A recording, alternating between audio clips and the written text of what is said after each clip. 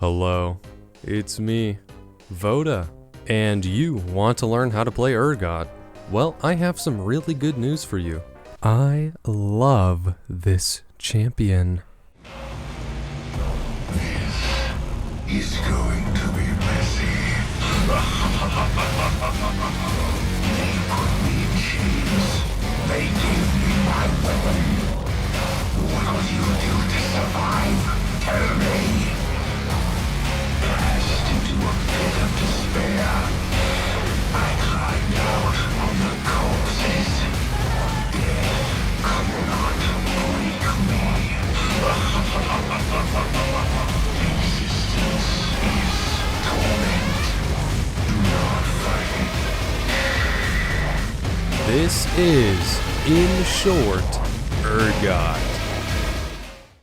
And hello, welcome to the channel if you're new here. I do informational League of Legends content for new and growing players. Not only that, I make plenty of other content you may find enjoyable. The vibe here on the channel is cool, calm, and collected, so take a look. You might find a new home in the cult. But let's talk about why we're really here. Urgot, a terrifying mechanical menace that is only satiated by fear and agony. Oh god, no, not that one. This one.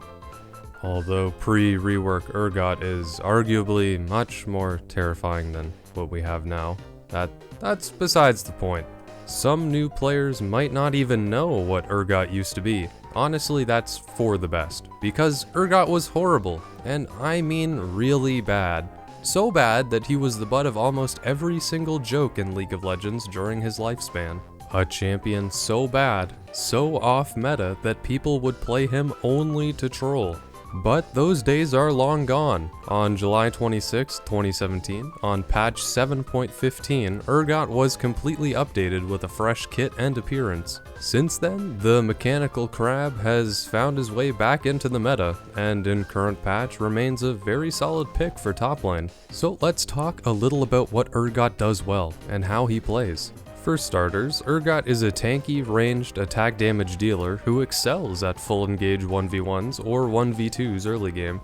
Urgot has a fantastic level 1, being able to easily outtrade just about anyone. However, the rest of his early game is pretty weak. Until level 6, you should just be focusing on farm and waiting for help from your jungler, if you think you can get a kill.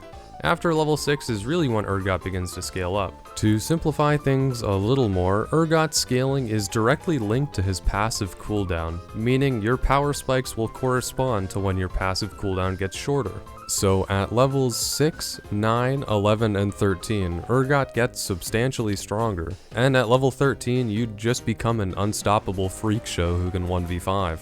Of course, more of his scaling comes from items, most reliably being Black Cleaver and Death Stance, but for the most part you just want to be focused on reaching that mid to late game with enough gold to be impactful. In lane, depending on your matchup, you should be trying to trade with your autos and passive when safe, and if an opportunity presents itself to all in, use your E to guarantee damage. But like I said previously, scaling is much more important, so if you don't feel confident on the champ just yet, it's okay to play him safe and farm. Urgot doesn't need kills to be effective, and that's really important to remember. With that being said, let's take a look at Urgot's abilities, starting with his passive, Echoing Flames. This passive is where most of your damage comes from.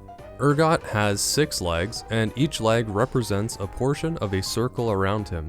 When you auto attack or W, the corresponding leg will deal damage in a cone, again depending on what leg is activated with an auto. His Q is Corrosive Charge. Urgot shoots out a projectile with a small area of effect. If enemies are within this AoE, they take a small amount of physical damage and are slowed for a little bit. Urgot's W is Purge, another very important piece of his kit.